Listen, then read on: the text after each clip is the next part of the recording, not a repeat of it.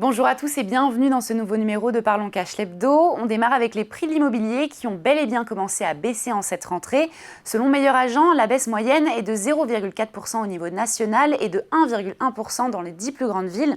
À Paris, c'est confirmé, les prix repassent sous la barre des 10 000 € pour s'établir à 9 944 €, soit un recul de 4,5% sur un an et même de 7,6% si on compare par rapport au record d'août 2020 où les prix avoisinaient les 10 764 €.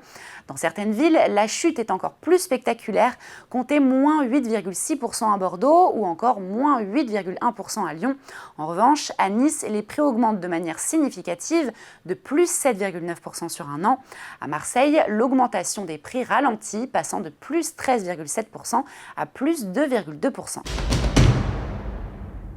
Et on poursuit avec la taxe foncière et ce retour à la réalité fiscale après les vacances. Si vous êtes propriétaire, vous avez sans doute reçu votre avis de taxe foncière et les nouvelles ne sont pas bonnes puisque la valeur locative cadastrale des biens a augmenté de 7,1%, ce qui influe évidemment sur le montant de la taxe foncière avec des hausses parfois spectaculaires. À Paris par exemple, comptez plus 51,9%, à Meudon plus 35,1% ou encore à Grenoble plus 24,4%. Au total, 34 communes sont concernées et si vous êtes propriétaire, notez bien ce rendez-vous. Vous avez jusqu'au 30 septembre pour demander le paiement par prélèvement bancaire de la taxe foncière. À noter que la date limite de paiement est fixée au 16 octobre pour ceux qui n'utilisent pas de moyens de paiement dématérialisés. Pour les paiements en ligne, elle est fixée au 21 octobre 2023. Et on termine avec la Coupe du Monde de rugby qui, vous le savez, a démarré ce vendredi, un événement qui doit accueillir plus de 600 000 visiteurs étrangers. Et justement, pour mieux les protéger, les services de la répression des fraudes lancent une version anglophone de sa plateforme de signalement Signal Conso.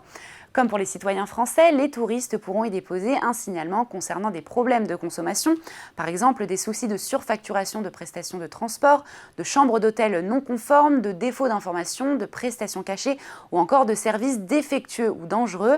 Rappelons que Signal Conso a enregistré près de 580 000 signalements depuis son lancement en 2020. 14% concernaient les secteurs à vocation touristique comme les voyages, les loisirs, les cafés et restaurants. Et voilà, Parlons Cash l'Hebdo, c'est fini. On se retrouve la semaine prochaine sur Boursorama.